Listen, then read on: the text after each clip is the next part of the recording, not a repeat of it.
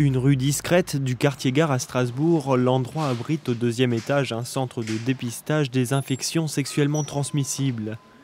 Sylvie franchit cette porte pour la première fois. Ici, elle sera conseillée et prise en charge par une équipe médicale. Donc vous allez avoir d'abord un entretien avec le médecin, puis après la prise de sang et là un examen d'urine. D'accord. Une visite anonyme qui commence par un entretien médical confidentiel. Bonjour, le 11112. Bonjour. Le docteur Chartier est en poste aujourd'hui. Il fait partie du dispositif de protection sanitaire du Conseil général. Ici, c'est totalement gratuit, donc on a dit que ça pouvait parfois être anonyme, même le plus souvent d'ailleurs. C'est totalement gratuit et il n'est pas nécessaire d'avoir une couverture sociale. C'est-à-dire qu'il n'est pas nécessaire d'avoir une carte vitale, par exemple. Toute personne qui souhaite faire un test peut venir ici, en quelque sorte, les mains dans les poches. C'est le Conseil général qui assure le financement à la fois des locaux, du personnel et de l'ensemble des examens biologiques. Une fois les prélèvements terminés, les infirmières ont aussi un rôle d'information. Une équipe à l'écoute qui s'attache à rendre plus humain ce moment parfois anxiogène. Donc vous pourrez revenir d'ici jeudi après-midi pour chercher vos résultats. C'est essentiel, c'est la condition sine qua non. Nous sommes là en premier pour les rassurer et pour leur apporter des réponses à leurs questions. Toujours dans la même rue, un autre centre. Ici, on dépiste la tuberculose, une maladie contagieuse en recrudescence ces dernières années. Le Conseil général joue encore une fois un rôle de santé publique majeur. Chez nous, heureusement, elle est devenue rare grâce à toutes les mesures de lutte antituberculeuse qui sont en cours. Néanmoins, le problème n'est jamais tout à fait réglé face à une maladie contagieuse. Et donc, c'est le cas de temps en temps.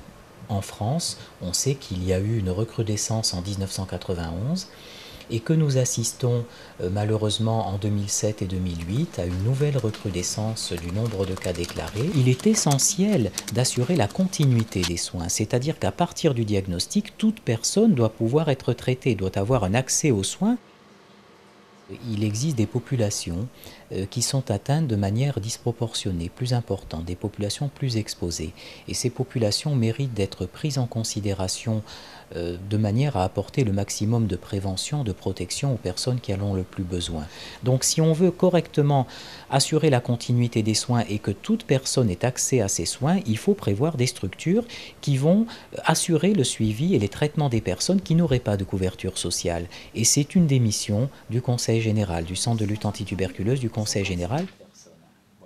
On a pu développer un dispositif dont on avait hérité en 82, on a pu l'améliorer et travailler dans le camp de l'efficacité et de l'efficience, qui nous a permis d'avoir un dispositif très très performant.